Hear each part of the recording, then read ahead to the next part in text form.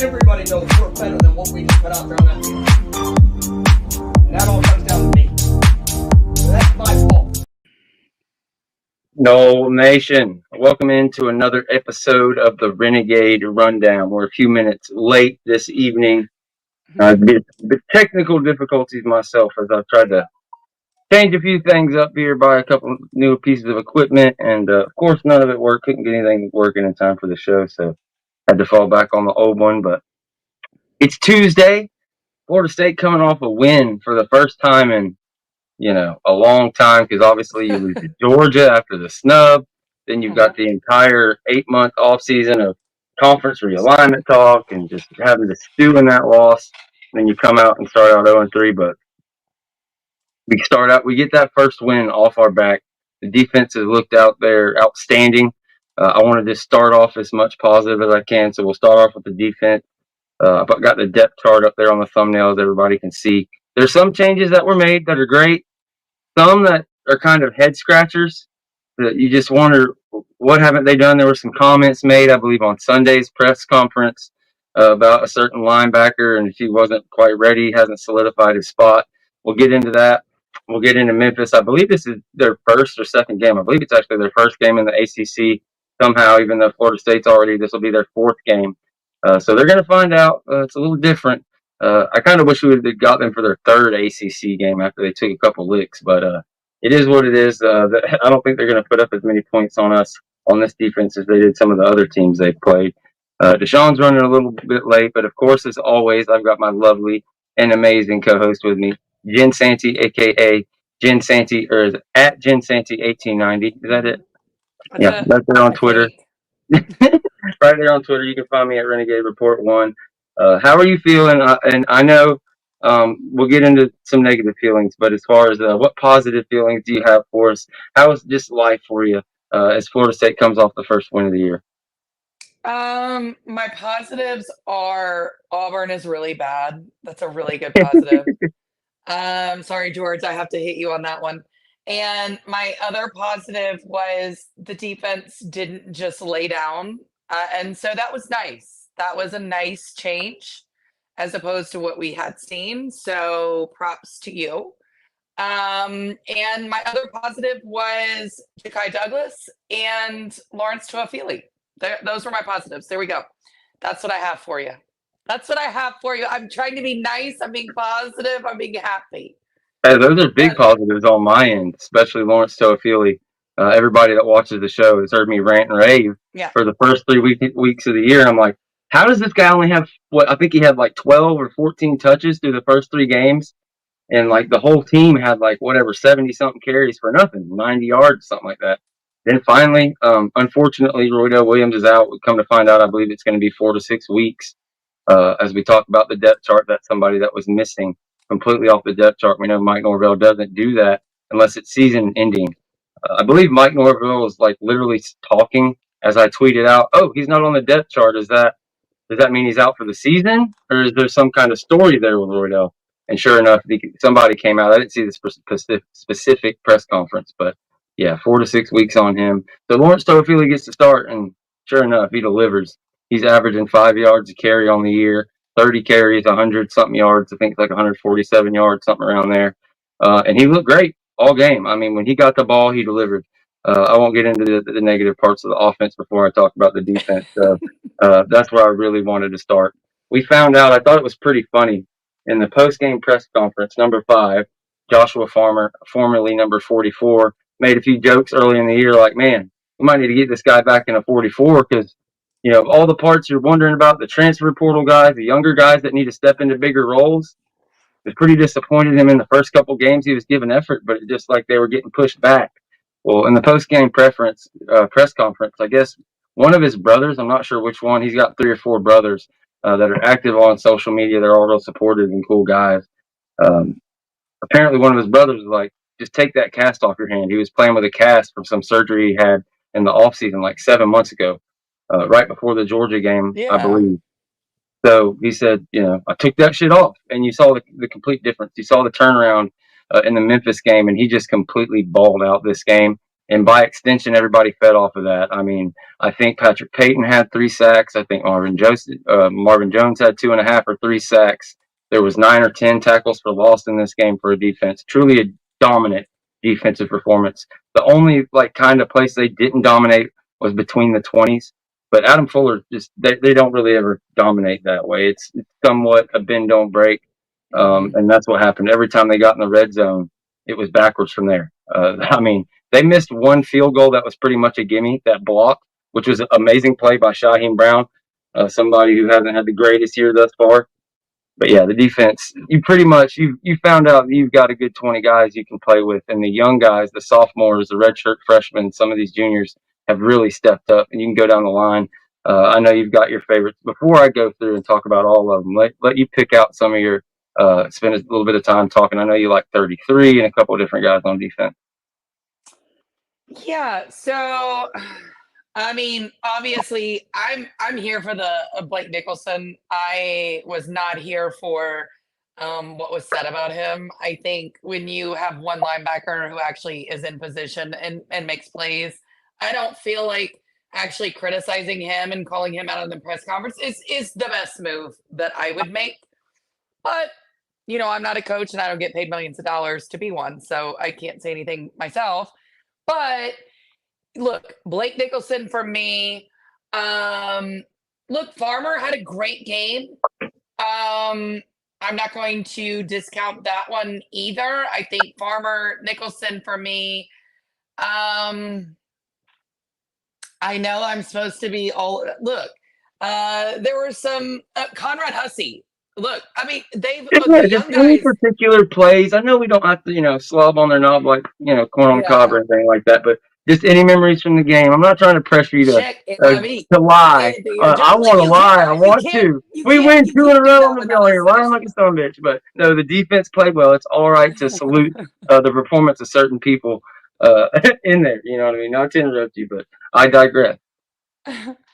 No, I mean, look, was there certain plays? I mean, the interception was great. Edwin Joseph, right? For me, look, I know scoring 9 points was an amazing defensive feat. I get it. Again, how bad is Auburn? That is another question I'd like to ask. This was a lot better game than what we saw. Yeah, Auburn gave up 21. Worth noting. I'm trying to be positive. Yes, I think over double. Our defense is twice as good. Yeah. I get it. But I watched this defense for the first 3 weeks. It was bad. It was bad. We saw what Memphis did against Navy. We've seen what Boston College and Georgia Tech have done in their games. Those are not good teams. They're not. Not a one of them. And so, again, at the end of the day, I love Cryer too, Kyle's Corner. I do love Cryer. At the end of the day, I think these guys are trying to play. I am so confused at what they're trying. What's your identity? What are you trying to do? Yeah, no, I agree. My thing, I'm pretty high on offense. There's not much that could throw me off. That comment kind of caught me weird just because I think it's pretty clear that they had running back and linebacker wrong for whatever reason. Here's my theory on that, I guess, before I get into just responsible kind of conversation. Here's my theory. So the backup and third string linebackers in camp through spring all into fall are the young guys, Cryer and Blake, right? And they're playing the guys who are getting less snaps. Cam, maybe LT, since he's at a tailback, isn't getting that many runs. So I think the backup linebackers were making the backup running backs look bad in practice, and the starting linebackers were making the starting running backs look good. So that's how Roydell was getting off in practice, because he's going up against number 9 and number 10. I'm saying that. So that's just a theory. But for what we've all seen through 4 weeks, we have seen that Justin Cryer and Blake Nicholson have been far and away the best 2 linebackers, with Cam Riley and DJ Lundy having some moments. Cam Riley had some really good moments in this game. Lundy's out there in the right spot a lot of times, but he's a step behind. He's beat. The running back got him, whatever the case may be. It is what it is. And I'm looking at this depth chart, And there's an or there, but it goes DJ Lundy in bold, Omar Graham, and then an or and Justin Cryer there on the third line. Like, it doesn't make sense to me. Like, why don't you, like, at least have an or Justin Cryer and then Omar Graham? Like, what? Is it because he's injured and they don't want to move him down? It's like, when do you move somebody down for injury? When it's 4 to 6 weeks? So that's weird. I mean, it doesn't matter. They're going to play, like we saw who got the most snap counts. So it doesn't really necessarily matter, but I don't understand kind of the reluctancy there. When we've seen it with our own eyes, we kind of know who's the better. Another bit of news there, Earl Little Jr., he got like, I think 2 snaps at nickelback in this game. They moved him to safety. It's a move we've seen him make in years past with Bernardo Green, and last year with Kevin Noles, didn't so much work out, but I guess if we can get some snaps over there, we'll see. Earl's young, so I don't know what the pressure is necessarily that he has to get so many starts. We got DBs coming out of our ass. There's tons of young players that we've seen that can step in. Before I get wrapped up and talking about all this stuff on the depth chart, how about Q Jones? Quindarius Jones, a true sophomore. Woo! You're talking about, I haven't seen somebody do that since I think Tavares McFadden before he lost his swag. You remember like his redshirt freshman year or something? 3 like plays they tried interceptions.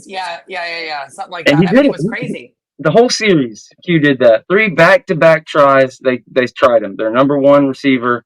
I think one time it might have been a tight end, but bam, 3 plays they tried him in pass breakup. So yeah, Edwin Joseph, somebody we've been calling for a while. He's got a few just like knick-knack penalties there with a targeting that I didn't think was a targeting. But yeah, these young guys, it's real exciting to see them play. And I don't know. I don't know necessarily some of the reluctance.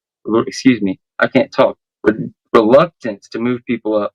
Kevin Noles is still starting at nickel with Edwin Joseph there as the backup with an or between Jabril Rawls. Like, I have a mind to like make a case for Edwin Joseph, but I'm all right with that one. At least he's on the line below him. You know, that one with Cryer being on the third line, I know there's an or there, guys, so maybe I'm just being too picky. I don't know. Any thoughts on the offense before I start going off on another tangent? I want to talk about Isaiah Thomas before we move on too. Any thoughts on the offense? On the defense before we move on to the offense. No, I don't have anything else. I don't think. I mean, again, they played a lot better. It didn't make me want to go stick my head in my freezing cold pool for 30 minutes. So that was good. That was a nice sign. That was a nice improvement. Yeah, definitely.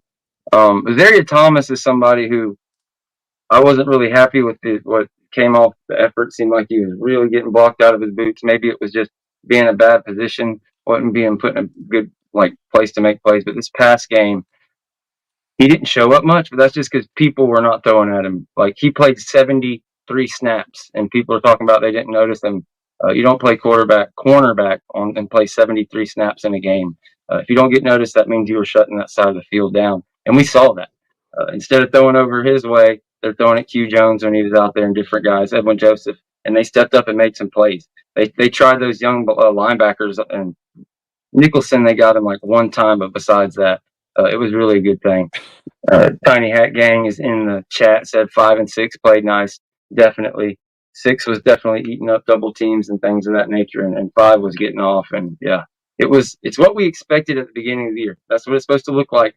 We'll see if we can see it look like that against SMU as well, and see these young guys can continue to grow. But definitely a step in a positive direction for Adam Fuller. Unfortunately, we do have to talk about the offense. But I said I'm sticking on the positive. So before we go to the negatives of the offense, I'm going to talk about the promising things I saw on offense before we talk about the couple bad, quote-unquote, positions. And so that starts with running back. We spoke about it a little bit at the beginning. Lawrence Toafili, I mean, questioning where he was all year, and as soon as he got the ball, I mean, from the first snap of the game to the last time he got the ball, he was running forward. Even when plays were blown up and it was run blitzes, whatever the case may be, not great calls, he was falling forward for 2 yards, 4 yards, 6 yards, 7 yards, 15 yards all night long. I think he ended up with 80 or something like that. He got way more carries in the first half, but, I know it's tough. The kid can't have 30 carries a game. He's not built like Cam, but the dude needs 15, 20 catches or touches every game. For whatever reason, he wasn't getting them but he sure shined out there. He really kept the offense on pace.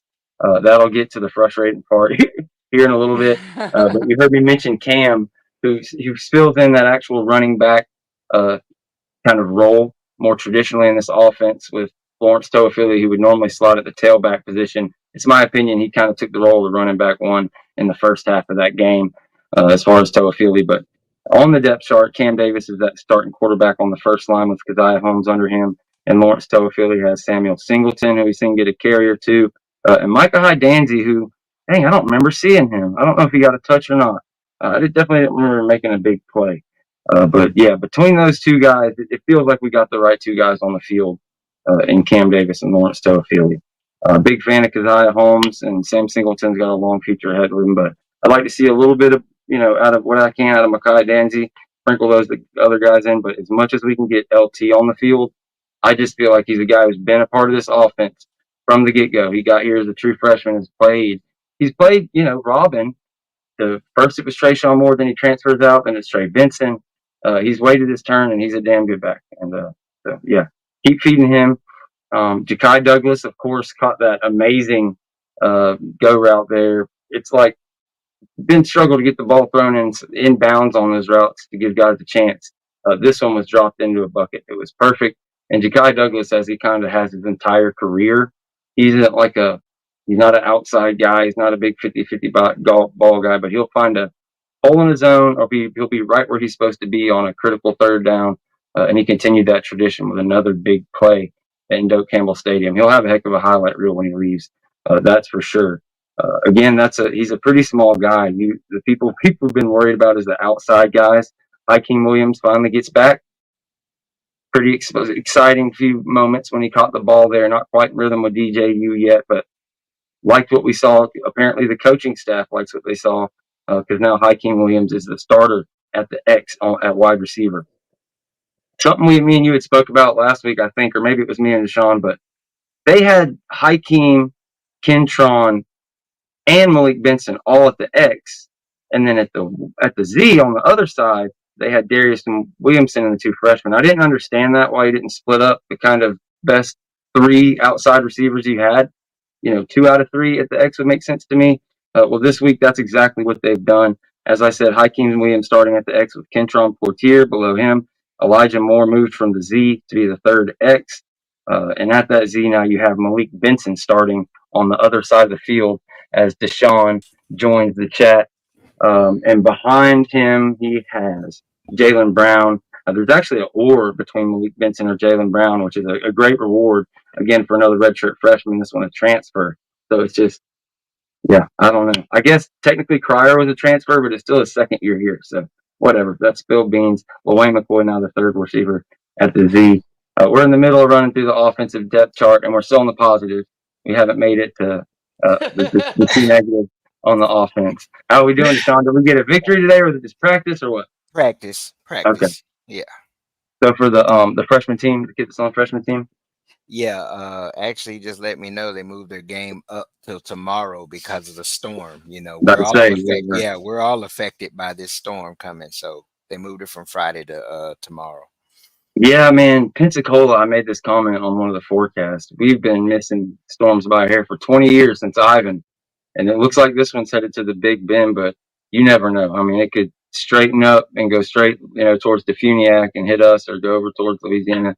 You never know. So everybody out there, definitely turn on the news. If you're like me and you never watch it, you never look at the weather, you just go and look out at the sky in the morning. Oh, it looks like rain today. And that's how you live.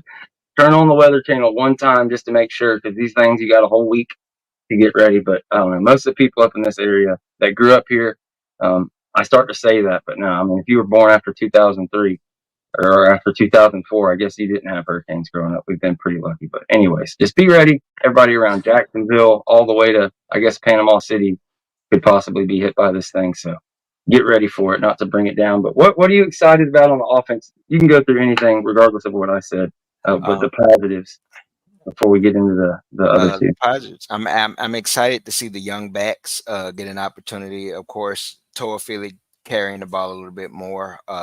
Cam Davis, we did get a chance to see Singleton, Sam, and maybe even may see Danzy. You never know.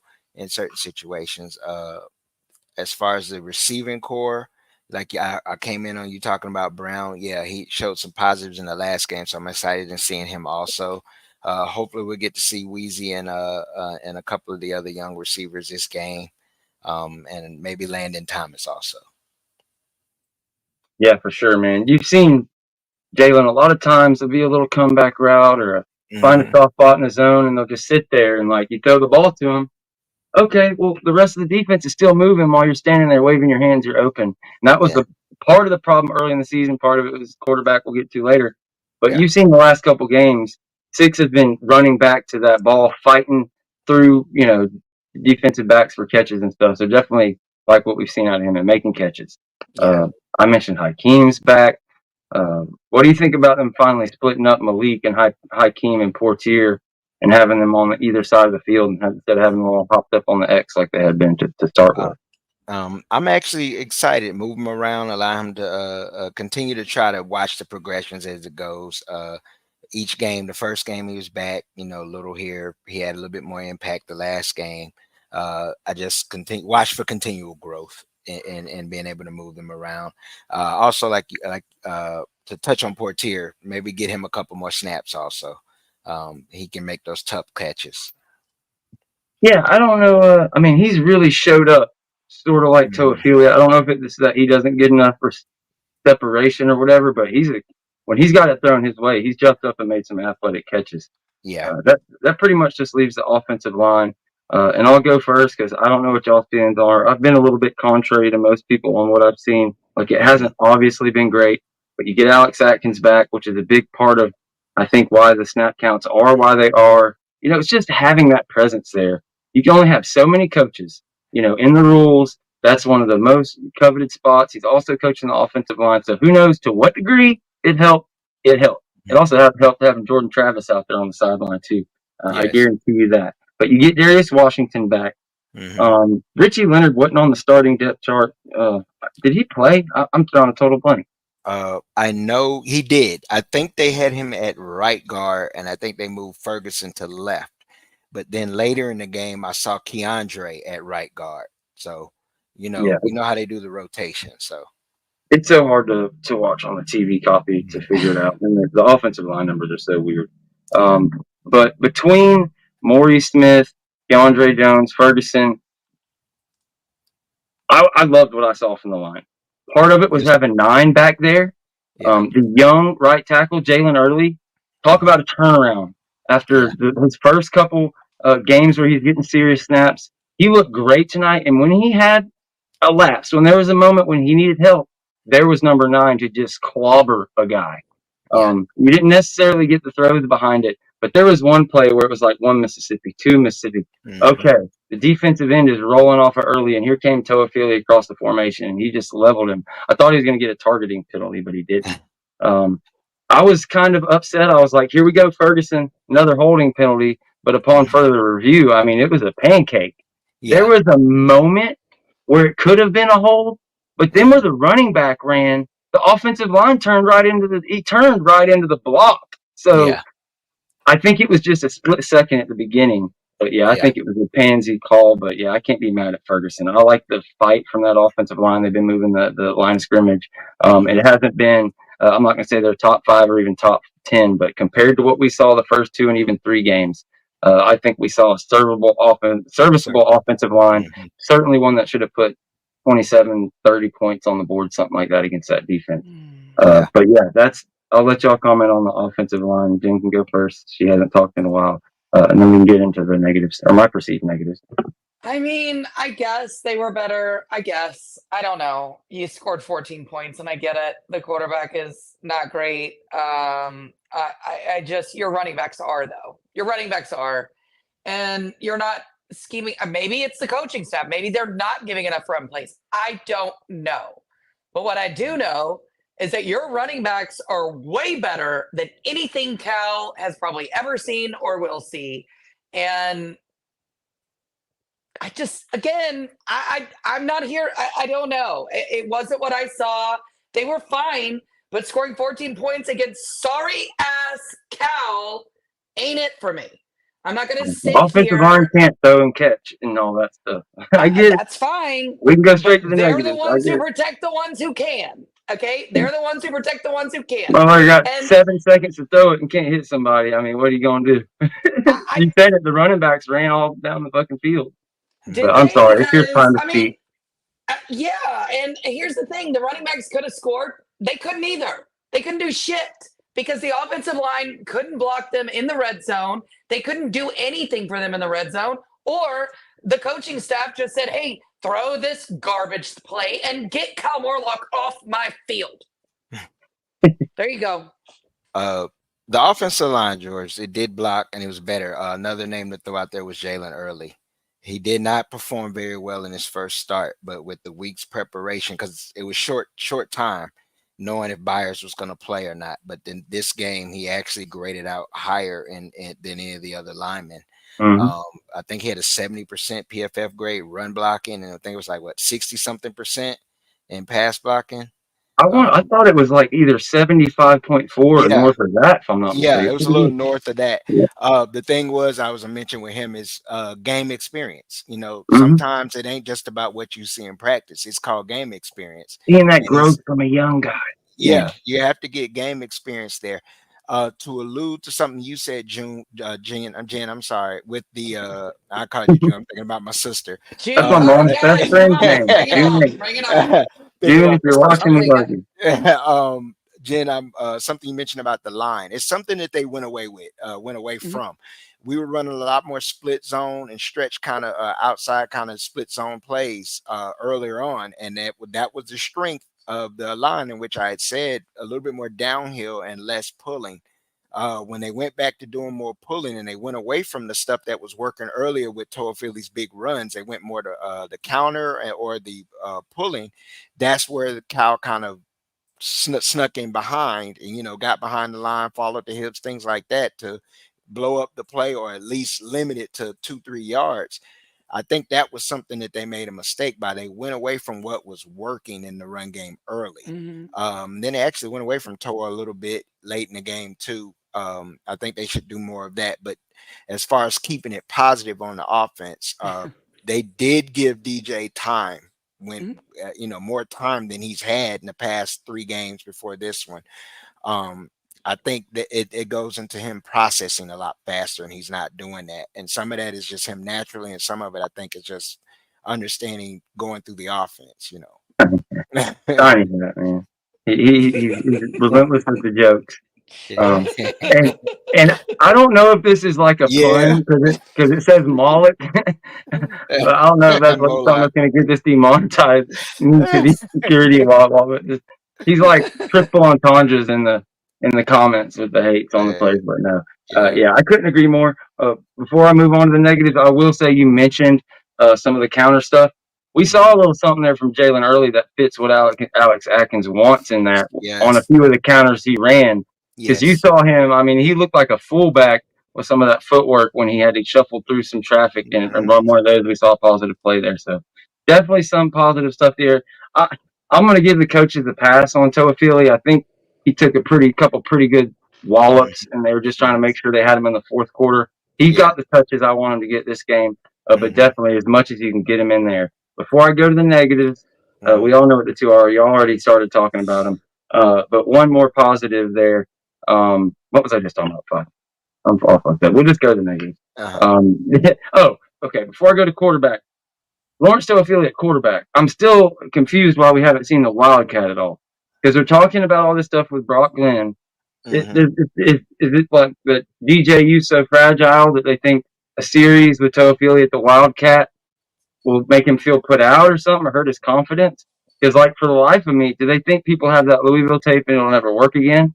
Because still, that Louisville defense is good, and I watched us dominate that game with him in that Wildcat. I mean, he was making him look silly, and at times when it's blocked up, that's what we saw in this game from him. I mean, he gets out there. He sees it at a different speed. He's just, he's a senior. It is what it is. But, yeah, I wouldn't mind seeing him get a shot at quarterback. Of course, people want to see Brock. I don't think starting him is going to happen anytime soon. But, again, I don't see why you can't get a series. I guess because the games are so locked in or we've been losing. It's the philosophy they want to go with. But look, it's going to be DJU, so that's what we're going to talk about. Both of them talked about it. We all talked about it. He had more time. There were some timing issues. Of course, Morlock with the drop. That would have been another feather in DJU's cap, so we got to fix that. But there's just, I think you really saw it in this game what was wrong in the first half. And it was one that, even though we won this game and we were in good shape at the end of it, obviously Mike Norvell's call not to kick the 56-yard field goal or try it. Instead, you go for it. People are mad about that. But you could just see a kind of fear in DJU. Like he just, just scared to release everything. You just kind of saw what the issues were. Now, the positive I will give in that is that you saw it go away a little bit. You saw him hit some plays and get some confidence and move it enough that it's like it gives you hope it can get a little bit better. I don't think it's going to be enough, fast enough for anybody in the fan base. Like, I don't think you're ever going to get a consensus. It's going to be moaning and groaning and back and forth the whole way. But I see where this team is going to get better, and there's going to be some better form of DJU at the end of the road. But I don't know how great it is. We saw Brock Glenn. It was weird time, and people were like, "Is Brock leaving? What's happening? What's this TV? Is the deal's ended?" No, it's the Battle's End. That's the name of it. He signed a deal with the Battle's End. It's beginning. So interesting timing for him to sign a deal with the Battle's End after that 4th week of not playing. So I don't know. Maybe that's a good sign there. Maybe as the weeks go on, they get more confident in him. People also have to realize, like, the reason it was so tough against Georgia in the ACC championship game is because he was hurt for like 8 weeks, 9 weeks of the season last year. He's a true freshman just getting into things, and he was hurt. So he didn't get all those freshman reps. He should be like, in his experience, he's just now getting to where like he's his 7th or 8th game being a part of the team. So it's tough, but it's hard after what we've seen. And again, I'm not going to go too crazy into this, but the things that aggravate you in the first half are just, 2 blockers on 1 wide receiver and your guy's wide open and you don't even look that way. You like do this or do that, fake it and then run it or throw it. Or you have a wide open lane, you make the right call, but then as you're passing your offensive lineman, you stop and try to do this and that, and you don't end up getting the first down. There's just so many little decisions, whether it's the yips, we've talked about it. It's been tough. But again, there were some improvements there. It's hard to understand why we haven't seen the Wildcat or Brock. And I won't say any more than that. I won't go too crazy. Y'all can flip a coin, whoever goes first. I don't care. Okay. I know it's going to hurt. I'm going to put it on mute. I'm going to whistle. I don't even want to hear it. But everybody has to get it off their chest, I'll speak to the Wildcat. Yeah, I would like to see a little bit of that. Of course, with a little bit more jet motion in this game, we did see a lot more motion, movement, new plays, things of that nature. Some of the same formations, new looks. They tried to reverse on one play, but then you had an error in blocking. I think it was either West or someone pulling that was supposed to pull, and he completely ran by the guy, and the guy who eventually tackled Jakai. Those are just things you got to clean up. I'm not going to beat the DJ situation any more than I already have. I've joined a long list of ex members that have, for whatever reason, got blocked by his pops. So, and all I was doing was assessing what I saw, and no bashing, just keeping it football. But keeping it football with DJ is just the progression things. But for me, I would like to see Brock in a situation going forward. Simply like we said, it just boils down to getting experience. And the best experience is game experience. Some things that I like to also see other than that, and with the Wildcat, and that is also some more of the younger guys with the running backs.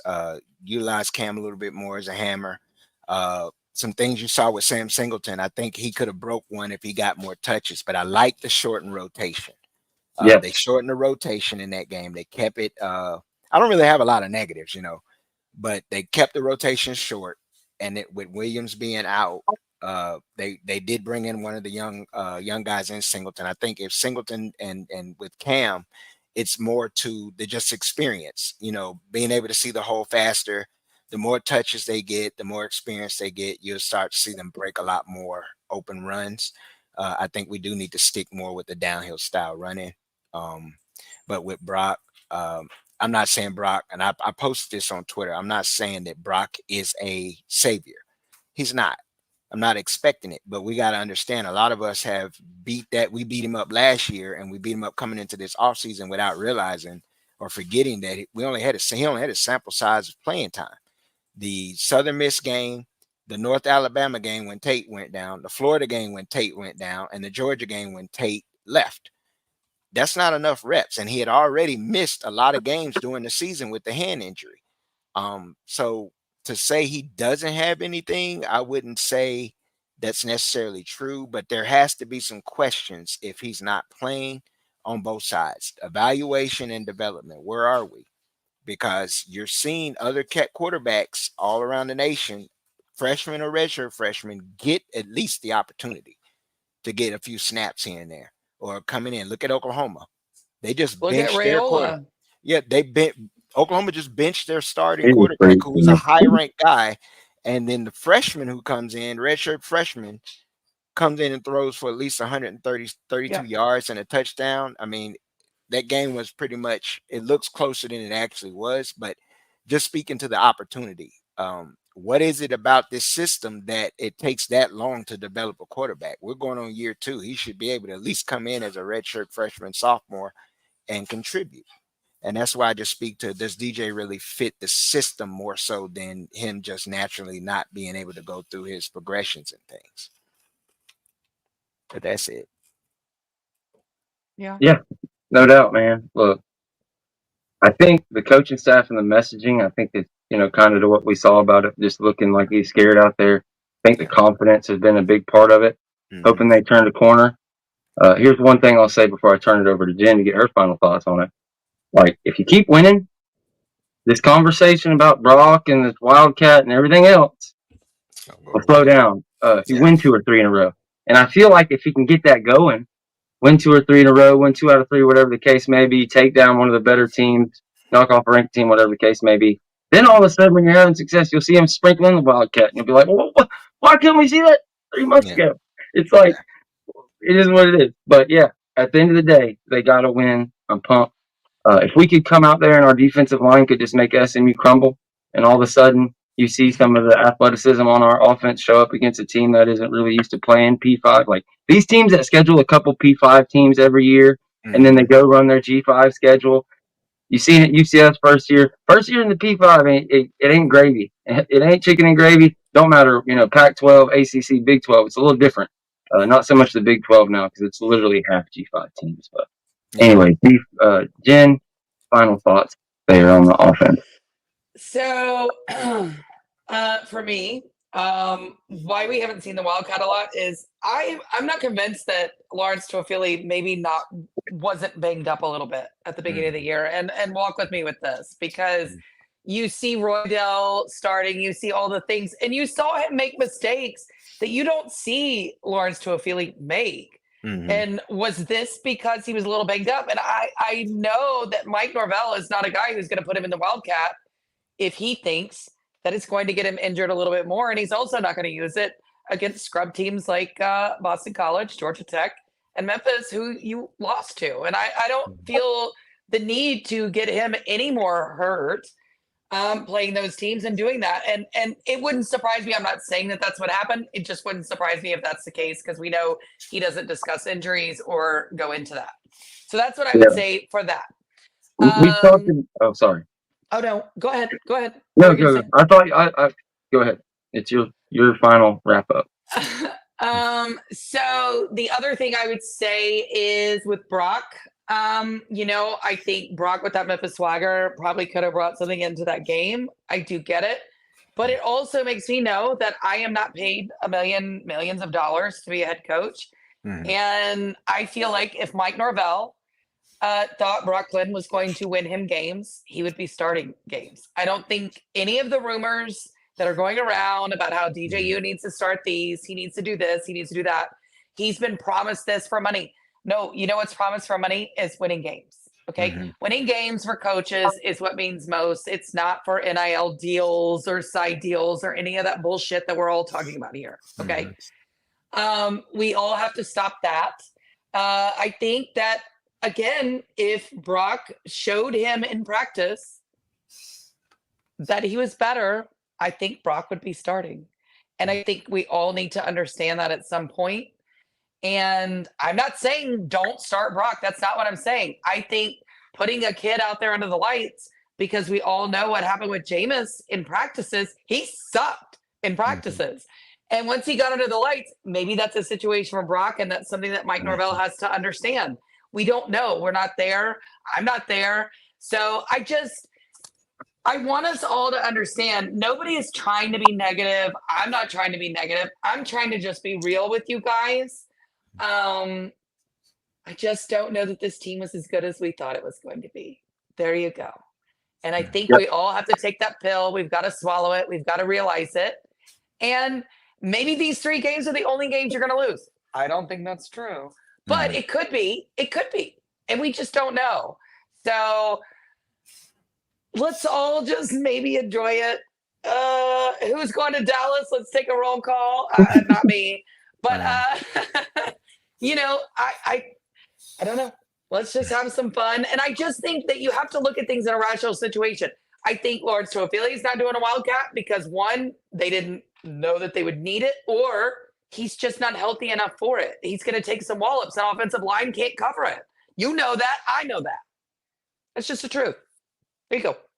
Yeah, no doubt. That's when I started to speak up earlier, because obviously I've talked about that ad nauseum. Yeah, I looked into that. I've been asking people. I've messaged so many people. Like, none of my sources came back with any answers. I got a answer that whatever. I don't know if it's supposed to be talked about, but I don't think he's hurt. I can say that. I think he's been healthy. I just don't.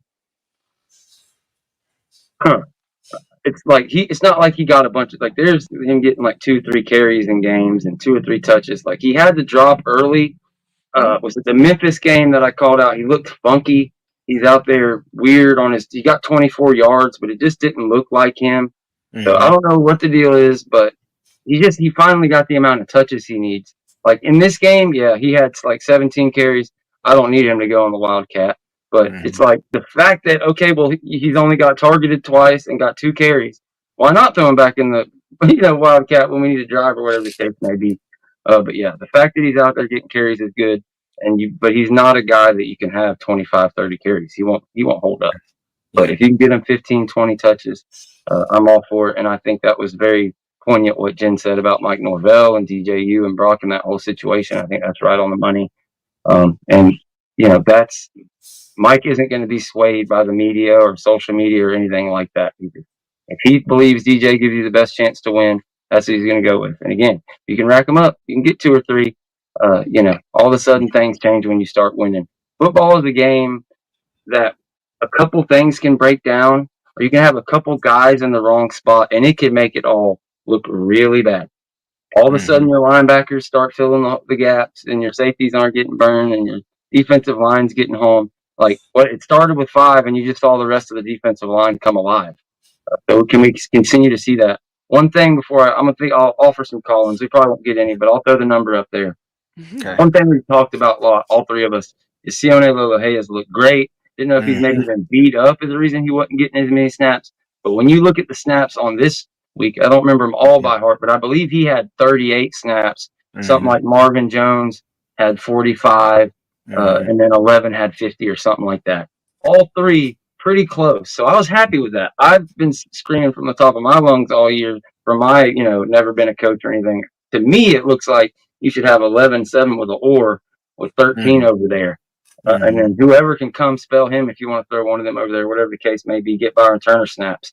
But we saw the closest to that. But no, 11-7, as I talked about before you got on the show, they killed it. They were just collapsing the edge. It all started inside with 5. It looked really good. They were doing that thing that we were talking about where they were dropping 11 as a spine and coverage and things like that. There's one play that got highlighted. He made it. That was a great play. They dropped him as a spy, but just the second he dropped towards the middle of the field, the quarterback recognized it and took off. When he did, he made it back to tackle him. But I'm like, damn, he barely made it there. If that's any more of a not Cal guy who didn't get offered a scholarship to Miami athlete, if that's Cam Ward or any other quarterback, he's never making it back. That dude's gone.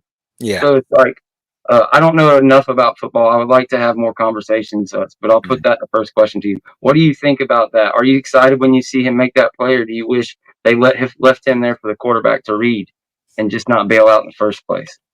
No, I can see in situational. It's a situational thing because I also saw Byron Turner do the same thing. Mm-hmm. I think in the second half you started to see Fuller dial up more pressures, so that was a part of a pressure package. To speak to what you said with Lolo Hale also and with Marvin with their snaps, it's not only the snaps, it's how they used them. They used Marvin in better situations where all he had to do was worry about getting to the quarterback. Earlier on in the game, it was frustrating me because he still has a lot of work to do setting the edge in the run game. So that's one of the reasons I specifically said you can't play him and Peyton at the same time in the same way. But they also use both of them together on the same side, standing them up a little more. They did stand Marvin up a little bit more, didn't just put his hands in the dirt. So you're starting to see certain changes and certain things that the defense that Fuller is doing with the defense, a little bit more creativity in the pressures. I saw AZ blitz off the corner. Of course, we saw Edwin come off the corner, blitzing. They did play a lot more of the safeties with Kirkland, Barker, Hussey. You saw a lot more rotation. They shortened up the rotations where they needed to. I even liked the things I saw from Jackson, where you spoke to Lolo Hea to answer that question.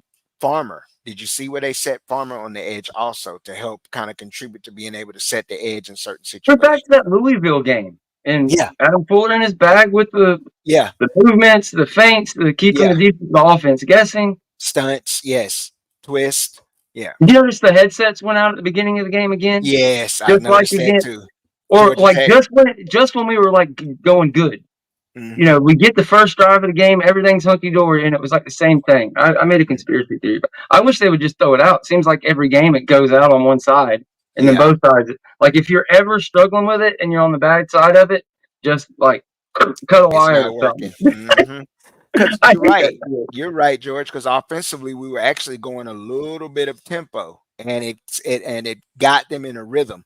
And that was the thing I was going to speak to. What you was talking about with Toafili, and you were talking about the injury and questioning. I think it goes with rhythm too. With running backs, you got to have rhythm, and when they do so much shuffling, it doesn't allow them to get in a consistent rhythm. Rhythm and communication are important in football, and we're starting to see a lot more communication. I was very impressed, and I'll throw it out here because he often gets dogged, and that's Omar Graham, where we were frying him for the Georgia Tech game. It was the sign language. Yes, it was this. But he was communicating, and he actually was putting them in the right calls. And that's like, okay, so someone is sitting. He's actually sitting and working hard in the film. Take a little off his plate. Yeah, make it, simplify it, and it made it easy for him to adjust. And I'm like, that's all we're asking. That for me, that's all I'm asking. Simplify it, work on the little things, and you'll start to see and allow them to play freer. And then you'll start to see more of the athleticism. Now, being frustrated with MJJ even early in this game, you started to see some things. Okay, this is his strength. Let's put him with his strength. And we saw that late in the game. Playing him in his strength, Farmer played to his strength. Playing that, getting after the quarterback, not just clogging the run. You even rotated Jackson out. Jackson actually did make plays, but the type of plays that they make, you don't often see. Jackson, and that last play to end the game, Edwin was there, but so was Jackson. Jackson was there. That's why Edwin ended up getting like a half a sack. They shared that sack. So Jackson actually, he still has work, but he actually was more violent in where he needed to be. And he was a lot more effort with his hands. And that's what I like to see. Just got to continue not to play so high. So Carl Hector with a couple super chats, $1.99. Y'all definitely beating SMU. Defense looks better. He also said, congrats on your first win, 1-3. I don't know what fan base this is. Being nice, giving super chats, backhanded compliments, and then genuine compliments back to back. I don't know, but we sure appreciate you, Carl Hector. You come through here. It's always $1.99 with Carl. He might drop you 5 of them. But yeah, it's cool. We appreciate you joining the show. Spear Addicts joins the chat. What's up, Deshawn, Jen, George, and chat? I believe they're going to be on right here back to back behind us, so go join them. He just had his debut of Hunter, the new person that's doing podcasts with him and stuff. Go check out that video. I'm not sure if she's going to be with them tonight, but yeah, the new schedule, we're going to run this block. Renegade Report and Spear Addicts after us. But we've also got the phone line up there, 850-495-1906. If you have any questions, now's the time. We're closing in on an hour. Probably won't do much more than that. As we lead up Friday, we'll get more in depth into what SMU has and things of that nature. But if there's anything, Jen and then Deshawn, that y'all have on your mind or whatever that we just haven't got to. No, I don't have anything else to add other than, let's just focus on trying to get a win. It still looks bleak. It looks very bleak and it's really goes back to the one position it seems to be holding us back. And it's not putting the blame totally on, because there's so many questions you can ask of that position as far as what he knows and how far, his limits, his strengths and his limits. But if we get anything of a better understanding from him of the offense, I think we can have a breakthrough. It looks bleak that it will happen. Yeah, it's fair. It's the first time I believe we're actually underdogs this time. We've been favored, even though we were losing. We were favored even at 0-3. Now at 1-3, we've 5.5 points. So it would indeed, I believe this qualifies as a solid game, even though they're not ranked. Oh, good we're Lord. underdogs. Please don't tell me they're going to do that. I think that's within the tradition. You're on the road underdog. Yeah. That's a tradition. Here at home, it has to be ranked or something like that. Yeah. It's always been a tradition. But yeah, 5.5 point dog. I would book said tradition right here, right now. That is embarrassing. That would be like if they played Memphis on the road and Memphis was ranked ahead. Oh, no. Well, luckily for us, SMU is officially in the ACC. And I think if we would have been their third or fourth or fifth ACC game, we would have been favored by a couple points, whether we deserve it or not. But to beat SMU, and you've got a FSU who's all down, and they're going to be playing you like you're freaking Alabama because they're trying to get their second win of the year in week 5. That's a tough spot to be in when you still have to run through your first ever P5 schedule. Again, say what you want about Boston College, Georgia Tech, ACC. It's tougher than those G5 schedules. It's a little different. Yeah, I think our defensive line has a chance to shock and awe, really do some things if they show up and play to give our offense opportunities. But again, we just got to see a little bit more things happen. We need a little bit more good things to happen for this team and keep building confidence. And hopefully, as they've continued to sharpen up the rotations, shorten rotations, get the right guys on the field, I have confidence it's going to get better. Hopefully, it's enough to beat SMU. Spear Addicts Media says, did y'all give your MVPs of the game? That'll be a good way to end the show if nobody calls here in the next 5 minutes. We'll start with Deshawn and work it around to me, and then I'll wrap it up.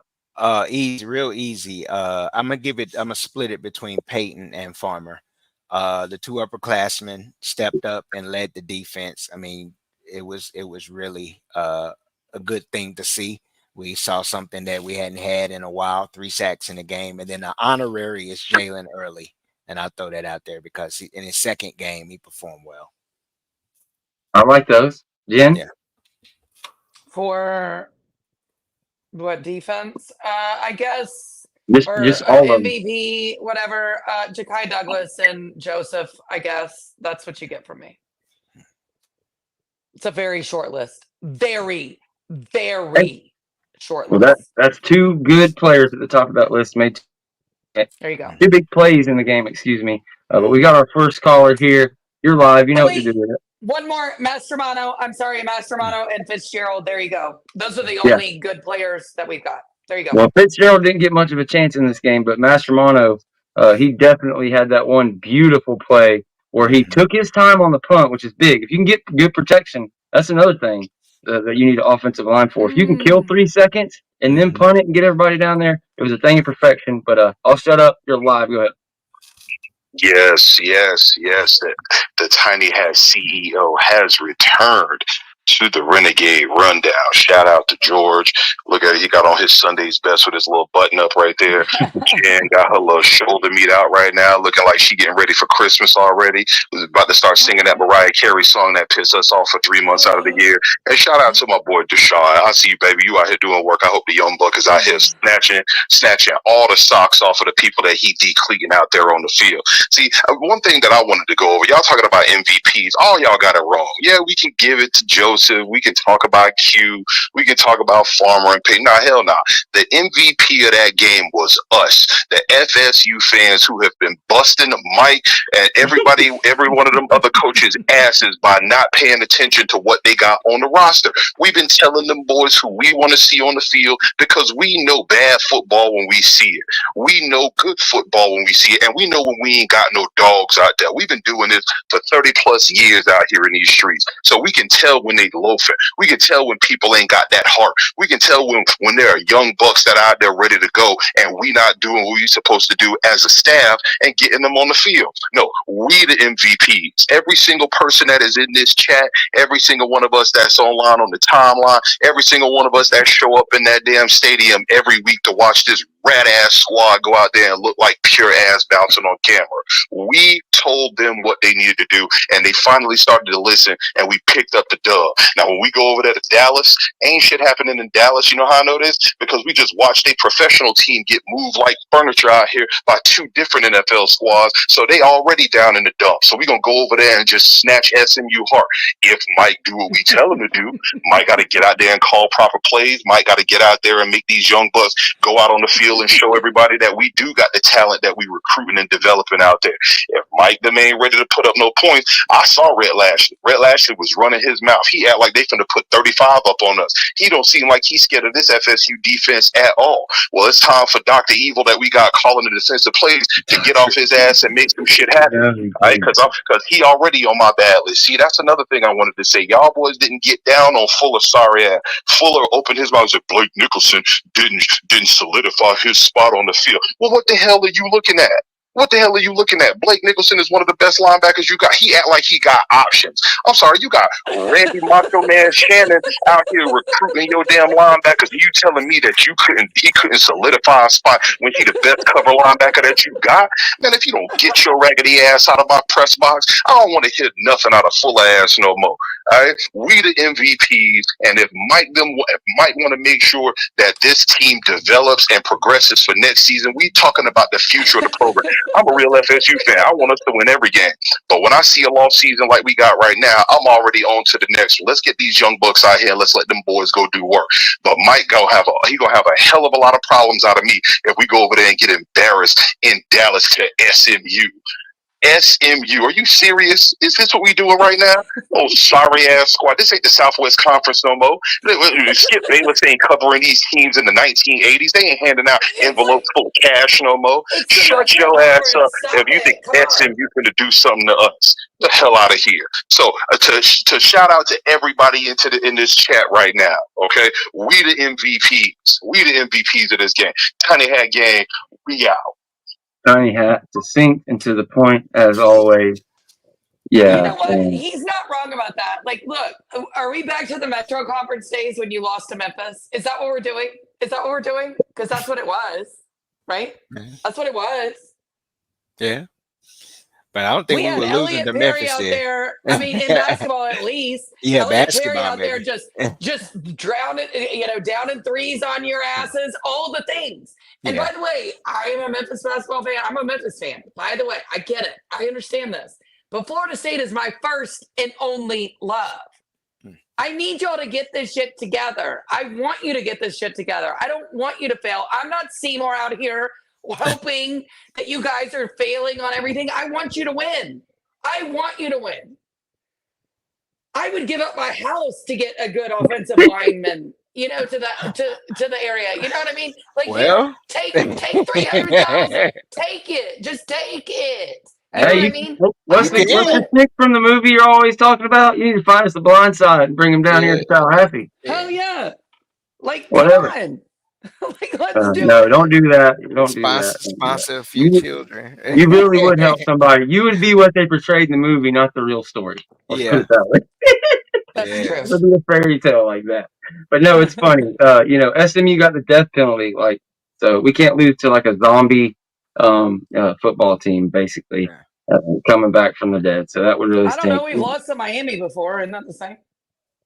Yeah. Apparently, whatever. What's the year that like Flocka and bath salts and all that shit came out when people started eating each other down there? I had to. The zombie apocalypse, what they call it? That was like early in meme culture. That was a long time ago. Yeah. Oh my goodness. But we touched it all, I think. Like I said, who knows? Maybe we'll find somebody from Dallas that wants to come on and give a breakdown for SMU. But either way, we'll talk about it in a little bit more in detail. We'll see what that line does this week. See how Vegas adjusts. What we hear from the next couple of days of practice, and unless anybody's got anything else, we'll let Deshawn let us know what he's got going on, and whatever Jen wants to say something she can. You can check us out at Pro Football Talk, Double D's Let's Talk Ball podcast, and also Double D's Gaming and Double D's Let's Talk College. Also D's Corner. That's DSCORNER. D's Corner. Boom. Speaking of which, Deshawn, I think your channel either may have blocked me, but I can't find it anymore. Can you resend me the link? I will. I think I may have been blocked. I don't know how, but I can do that. No problem. Either that or I'm looking it up wrong, which could be the case. But I like to watch you guys' shows after the Sunday games and all the things because, Yeah, we don't talk NFL at all here. So if you want, this kind of conversation, go over there with him and his guy. Obviously a little different, but they have a college football channel. They talk NFL. I got a fantasy team to do, and I like you guys, and then I like the Pro Football Talk, right? What Max? Yeah. Mm-hmm. That's my favorite. And I don't think I actually gave my MVPs of the game, but I'm going to give early. Just because y'all named some of the main guys, I was happy to see what he did. And I want to give love to 5 just because I've been hard on the whole defensive line and was making a few jokes. He's been one of the better ones, but still nothing like we expected. So, like, he earned his money and he played his role in that game. If he can consistently do that the rest of the year, the dude's going to be a 2nd or 3rd round pick at least. So let's hope that's number 5 we see the rest of the year now that he's got that cast off. And also 7. I've been pretty hard on 7 too. He found his grip. I think we talked a little bit about them putting him in the right position, starting to learn where to put him. Remember how long it took for Braden Fisk to really become the dominant player he was? You had guys that were set in place with people who could take their time to ease their way in. It is what it is. We've talked about it, been disappointing, but no reason this can't be an elite defense moving forward. We saw a very good performance this week. See if they can keep progressing. And that'll be it, man. We'll catch you guys again Friday. I'll be on the Voice of College Football Wednesday at 6 Eastern as usual. And again, Spear Addicts, you can check them out after us. That's about it, man. We'll see you guys soon. Good night. It's easy to abandon fundamentals. Easy to not communicate, not get the call. It's easy for those things to show up. And then you get to look back, and it's opportunity for regret. Everybody knows we're better than what we just put out.